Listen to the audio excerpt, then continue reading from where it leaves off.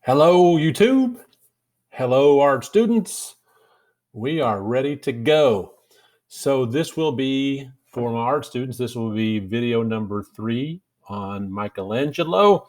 And this one, we are going to focus primarily on the Sistine Chapel ceiling.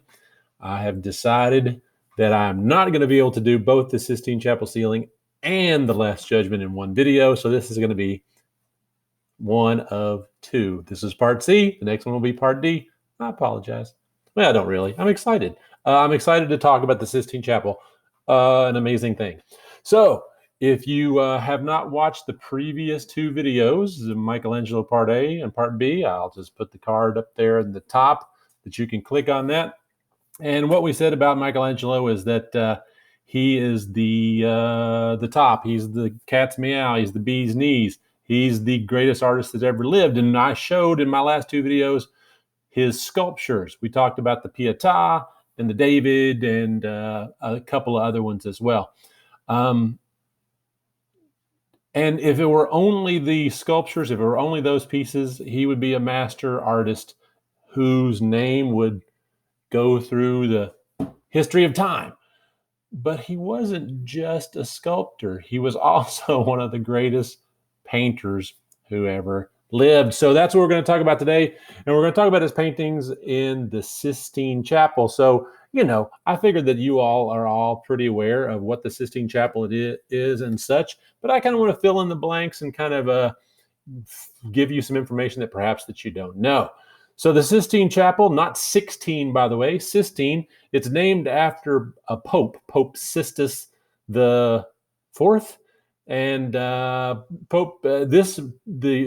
Sistine Chapel is the Pope's personal chapel. This is the church that the Pope, the leader of the Catholic Church in Rome, says for his services. So it's kind of like it's like a church within a church kind of thing. And we're going to be talking about just the ceiling today. So you'll notice that the Sistine Chapel is loaded with paintings. Michelangelo did not do all of these. So the bottom row down here, you can see there's like some drapes. Those were painted first. So you got some paintings, that's your first level. And those drapes are probably, 20 feet high. The next level up here, again, not painted by Michelangelo. This was a frieze, a decorative band that went all the way around. It actually used to go back here, but Michelangelo painted over it. So on this side is the life of Jesus, and on this side is the life of Moses. And again, now this is another, 20 feet. And then you got the upper level, this upper deck. Now, Michelangelo did not, so Michelangelo started up here, but not on all these little figures around the bottom here. He primarily just did the ceiling. And if you recall from our last video, I said that Michelangelo was summoned to Rome to make the tomb, the burial tomb of Pope Julius II.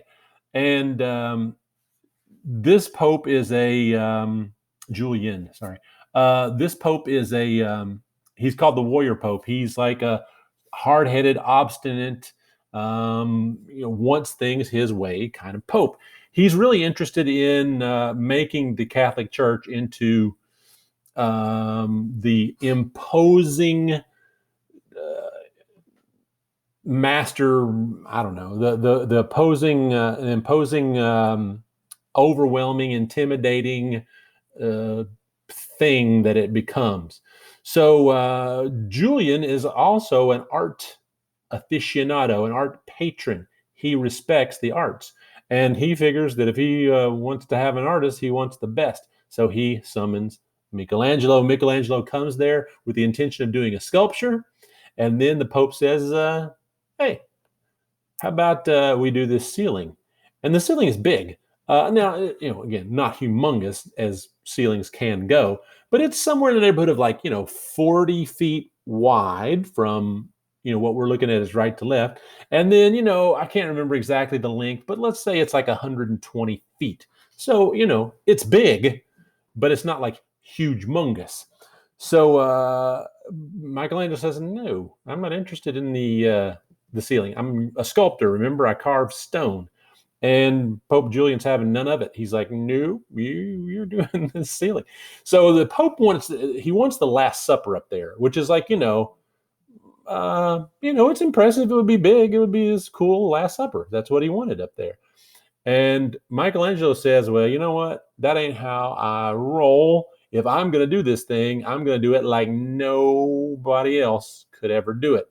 So Michelangelo's the one who proposes that he paint the book of Genesis, the first book of the Bible, which is like, the creation of the earth and the flood and creation of man and, the first books of the Bible.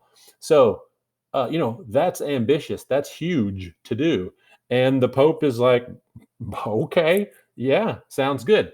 The problem is that the Pope and Michelangelo are both equally hard-headed, and they don't like to answer to anybody else. And the Pope thinks, I shouldn't have to answer to anybody else. I'm the Pope. And Michelangelo thinks, I shouldn't have to answer to anybody else. I'm Michelangelo. So they are oil and water. They do not mix. They would bicker and fight frequently. The Pope kept wanting to come in and see what what Michelangelo was doing, and Michelangelo wouldn't let him. And the Pope's like, I'm the Pope. I can do whatever I want. And Michelangelo's like, no. So it's just at one point, the Pope actually hits Michelangelo with this big old walking stick. And at another point, Michelangelo leaves and quits. He's like, I'm out. And, you can't quit the Pope. The Pope doesn't like that. So it's just this. But the thing is because the two are so bold and so hard-headed and headstrong, they come up with what is, this lasting legacy of amazing art. So it doesn't help that Michelangelo was so stubborn and has also said that he was dirty and didn't bathe, didn't wash, didn't shave, he was just kind of like a crusty old crabby stone carver, really. And here he is working indoors. And I don't know if you've ever worked, like if you've ever been in an attic of a building. Have you ever been like upstairs in an attic? You know that in the summertime, all that heat gets up there and builds up. So here's Michelangelo up in the top of this building, 60 feet up in the air, which is pretty daggone high. I mean, that's like the kind of high that when you're getting up there, you're like looking down going, and all that heat is up there. So it's like steamy, stinky hot up there. And also, there's like, if you're going to paint it when it's dark, when the sun's not out, you're going to have candles and torches and lanterns. And, it's going to be brutal, hard physical labor. And as we discussed in the last video, there's one thing that Michelangelo ain't scared of is brutal, hard physical labor. So we get the ceiling of the Sistine Chapel. The part of the thing that makes this a challenge is Michelangelo, although he had been trained as an artist, this is hard to do. So what we're doing here is this is a technique called fresco. And what fresco is when you take plaster, the material that the walls are made of, the hard part of the wall, and you put it on there and paint it wet. So that's hard. That's difficult to do. Think about it this way. Like I don't know if you've ever seen like the inside of a house. They use drywall board. Like there's those hard boards of drywall they screw just into your studs, and then there's that stuff they come along that mud where they do all the nails and tape and all the seams and joints. That's that soft, squishy.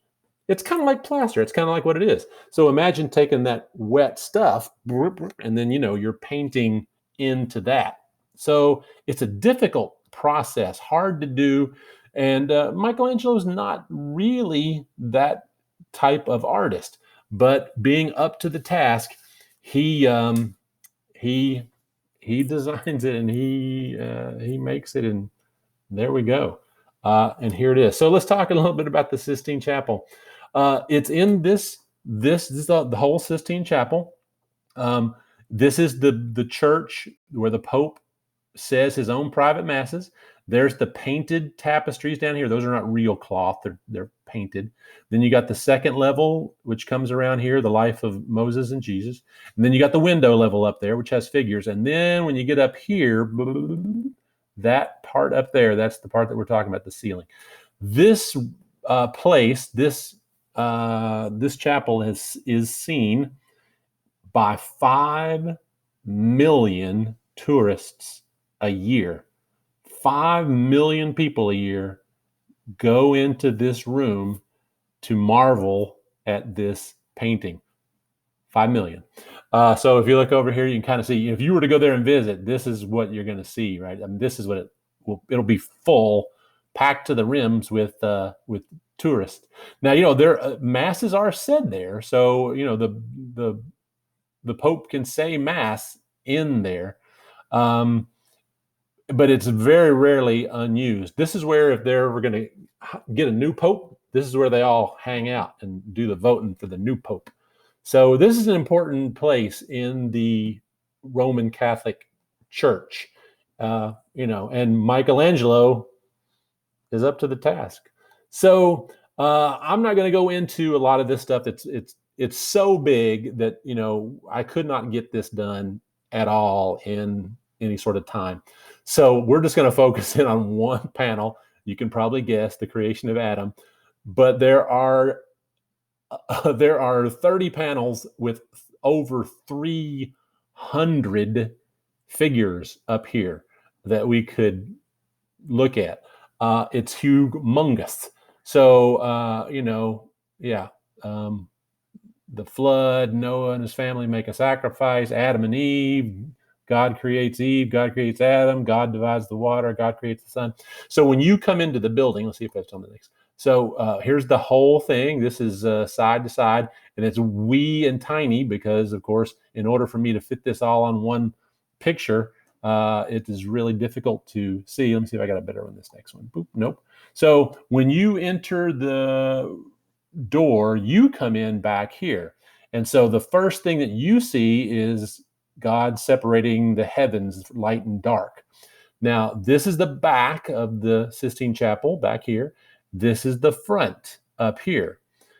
However, Michelangelo started in the front and worked to the back. So the first stuff that you see would be the last stuff that Michelangelo painted. So he started down here, and actually he started right here, and that is the story of the flood. Now, you can kind of see it here, but if you look, these are all big, giant figures. Bam, bam, bam. And I'm purposely leaving this on this small little slide just to kind of prove a point.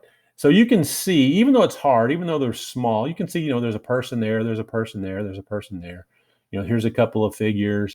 So you can kind of puzzle them out. But when you get down here to this one, this is the first one that Michelangelo did, you can't see nothing down there. So Michelangelo's up there painting, and he realizes, he says, what? I can't put this many people this far away. It's too many people. Nobody will be able to see what I'm doing. So he's very frustrated. He's unhappy with his work. He's unhappy with his progress. He's unhappy with the technique. He's just unhappy doing this. And, it's just work. It is hot labor. This is not any sort of romantic vacation working for the Pope. I mean, this is brutal, grueling physical labor. And he has to do it on scaffolds because the entire time that he's working on this chapel, they're having services below. I mean, the life goes on below him. So for 4 years, Michelangelo paints this ceiling with life going on down below. And what he has to do, Michelangelo designs these bridges that will go from one side to the other, so he can go up, and where that roof is arched, so he can go up the stairs and up the top and down the stairs, and he can paint that thing. So he's up there on this scaffold way above the ceiling, below him, there are sort of like cloths that hang from side to side of the chapel. So if you're down below on the floor, you cannot see up to the ceiling because there's like curtains hanging up there. So he's encased up there in the top of this space, walking around on these scaffolds with draperies below him.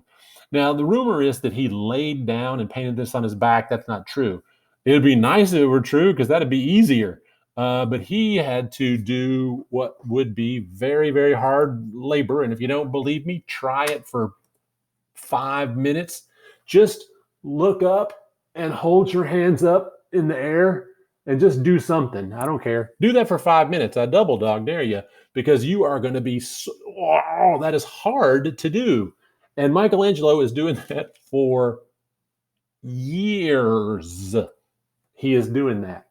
That is hard labor. Michelangelo does have some assistants helping him out. He doesn't do the entire thing himself, but for the most part, he does. They do the labor, the part that is like, they might color in some stuff and haul up materials, but Michelangelo is doing this, the brunt of this, 80 to 90% of it himself. Hard physical labor. So you can see a little better here what we're talking about. So there's the separation of light and dark, and God creates the sun and the moon, and I can't remember what this one is. Water in the sky, water in the earth, I think is what that one is. And then this one is the creation of Adam. We'll talk about that here in a little bit. Creation of Eve, expulsion from the garden. I can't remember what's just Noah's sacrifice, I believe. Here's the flood, and then there's Noah in sort of disarray there. And then if you go around here, you can see all these figures that are these big, gigantic figures all around the outside. Each one of these are prophets and soothsayers and sibyls and people who foretold the Gospels. And then you got all these other little sort of supporting characters all around. It is a huge, massive undertaking. By the way, if you remember, I showed you there's like a gate, that little gate right there. So that gate stops you at the expulsion of the Garden of Eden. So that means that you wouldn't be allowed to go past where Adam and Eve are expelled from the garden, because Michelangelo is symbolic like that. What else we got here? Over in the corners, you have all these features, these architectural pendatives and arches and inserts, things that are going in on there. And also, if you'll notice, so there's actual architecture, things that Michelangelo, this shape in there, that sort of weird manta shape there with all its little points and stuff, Michelangelo has to compose and paint within that space. And then you have these little weird triangles with these tiny little figures in there. So, there's actual architectural features that Michelangelo has to paint around. But then you'll see that these things are not real. These are painted architecture. So Michelangelo, not only does he have to work around the actual architecture of the building and the real windows and domes and stuff, but he also chooses to paint in fake architecture, molding and pillars and statues. And so, just the concept of this whole thing, it's really pretty cool. Again, hopefully you watched the previous two videos, and maybe you're a visitor guest watching these videos. By the way, don't forget to like and subscribe. It don't cost you nothing. And in the last videos, I was just talking about how unbelievable it is what Michelangelo was able to accomplish in stone. And now we look at this and we're thinking, oh, okay. Yeah, there you go. It's just, it's really, really unbelievable what he accomplished in his lifetime and here just in general. Again, 5 million people flock to this thing a year to see it. So I like this picture because it shows the colors of the painting. So for a long time, so when I was your age, students, uh, whenever I would see pictures of the Sistine Chapel, it was always very sort of, I'll just use the word dull colors. They were, sort of siennas and browns and tans and taupes, and the colors were very muted. And I say recently for me, within the past few decades, there has been a restoration in the ceiling of the Sistine Chapel. And what they did is they went in and scrubbed off all the gunk that had been layering up there for the last 500 years. All the smoke and soot and candle wax and water stains and damaged things done to, and so they cleaned all that stuff off, and the result was these brilliant, rich, shiny colors that just glow up there. And you got to remember that this ceiling is 60 feet away from your eyeball. So, and of course, originally there were no electric lights there. So it was only going to be lit from the windows that were there from the side in the daytime. And in the nighttime, it would only be lit by candles. So Michelangelo uses these very bold, rich, vibrant colors to make this thing sing. I mean, to make it stand out to your vision. It's really, it was a shock to me when I first saw it like this in this color. But like, oh yeah, that makes perfect sense. I get that. Really vibrant colors there. What else we got in here? Just beautiful stuff. You'll see this picture a lot. This is the Libyan Sybil. This is one of the ones that really, is, I don't know, it's like a star of the show because it's so cool the way I'm trying to move it so this little bar will leave. It's a star of the show because the way that she is sitting and the way that she twists and turns and holds that book behind her, it's a really kind of a masterful piece of anatomy that he has put into it. And by the way, again, there are other artists who have painted other ceilings that you can find, and they would be amazing. I'm not saying this is the greatest painting that ever was, but this is like some of the first. This is like early stuff that Michelangelo did. He didn't see other crazy ceiling paintings before he started his own. And remember, the Pope just asked him for like one big painting, and Michelangelo is the one that pushed this aggressive thing with 300 people in it. Just really cool. So, all right. So here we're getting to the creation of Adam. That's the one right there. That's the one that we're going to sort of focus on today. This one is the flood I told you about earlier. So you can see, it's very busy with figures. There's lots and lots of, people like up close and then people far away and landscape and scenery and hills and trees and all that sort of stuff. And, Michelangelo realized that is just not going to work. We can't do this. It's not going to look good from down below. I mean, it looks good from, when you're up 60 feet into the air. It looks fine if you're up there with the ceiling.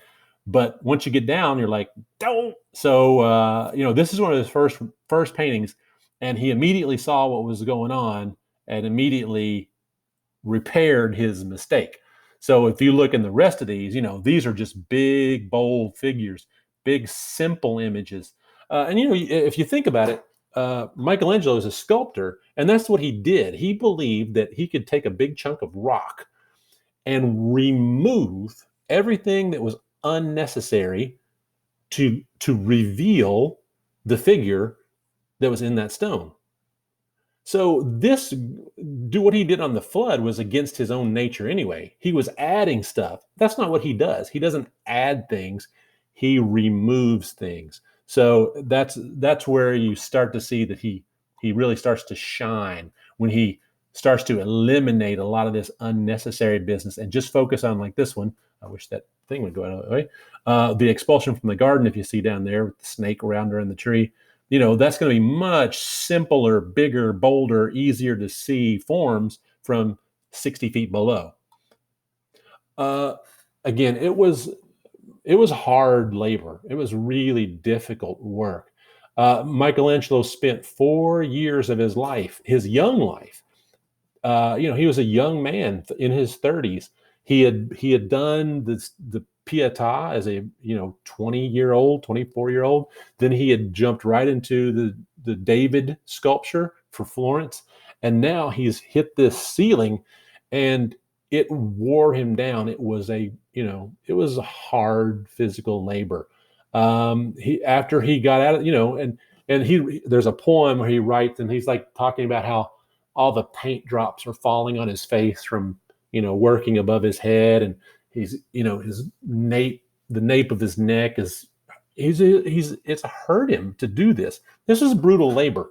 You can't stress enough just how gargantuan of a task this was for a person who didn't even want to do it in the first place. So here's our creation of Adam. This will be the one that we'll kind of focus on here a little bit, and then we'll just wrap up. The figures are very Michelangelo. They're big, heavy, muscled figures, powerful, like the stone sculptures of David that we looked at in the last one. And if you look, so on the left side, you've got Adam, and on the right side, you've got God waking Adam. So if you look over at Adam on the left, he's kind of like languid and lethargic. He's kind of like it's even like a chore to lift his arm. It's like, even though he's like, super muscle man, he looks weary. And then the two fingers are like, and they're almost touching. You got that tension of just almost there. And it's almost like, how when you were a kid, you would go around and rub your feet on the carpet, and then you go shock your little brother. That little spark that would hit him. That's what we're waiting for. We're waiting that ignition. We're waiting for the psst that's going to wake Adam to life. That's going to cause him to be, who he is. If you look over here at God, God is painted as a man, a biblical Old Testament kind of a Yahweh. And he's a big, strapping, muscly dude himself, very sort of fit and physical. If you remember, we were talking about humanism, and humanism is the idea that man is the center of the universe, and that the endeavors of man here on earth, and when I say man, I mean human, not men, forgive me, that human endeavors on earth are important. And there's more to life than just doing a penance to save your soul to go to heaven. Ooh, that'll be a good segue into our next video, the Last Judgment. In the center of the ceiling, the Sistine Chapel ceiling, is this. This is the middle. So the central focus, the centerpiece of the Sistine Chapel is man, not the creation of universe, not the blind, the creation of light and dark, let there be light, not that. The center is humanism. And the center of this humanism is going to be that spark between man and God. This over here is said to be Eve. So not only is Adam represented, also Eve is represented. Oftentimes, so like you're saying, no, that's just an angel. Well, usually what they do like these little sort of like little fat babies, and you've probably seen little fat baby painting before, these little cherubs, these figures are usually the way that you would show an angel. And this is an adult, this is a woman. So we got good thoughts that this is Eve right here. So even in God's plan of creating Adam, Eve is there as well. Also, you'll hear some people say that the shape of this thing is the human brain. Oh, I didn't see that. Is it? I don't know. I don't think that there are writings from Michelangelo saying that that's what he was intending to do. Could be, but I don't think there are. At least I don't know about him. But we certainly know that Michelangelo, as part of his study of human anatomy, would have seen dissected corpses, would understand muscles and bones and organs, your liver and your heart and your brain. We do know that. So the idea that this is the human brain, which is also this divine thing, is part of it as well. It's I don't know. I can't. I feel like it's boring for me to just continue to say it's amazing, it's fantastic. That does get it's a little boring to say that, but it's amazing and fantastic. It really is. Yeah. Uh, it's one of the great masterpieces of all time. If an artist had done this and this alone, you'd be like, oh, now that's a good artist right there. He'd be in the books, the history books, um, as an amazing artist. But this isn't. I mean, this is only one aspect of Michelangelo's humongous career. So yeah, it makes me as a 50-year-old man think, what the heck have I done with my life? Dag blasted. Yeah, impressive. I don't know how long that video was. I didn't watch the time, but I'm still not done talking about Michelangelo. It's incredible. So the next time, part D, we're going to be talking about his Last Judgment, another painting. Yeah. So like and subscribe. Good to talk to you, and you all have a fine day.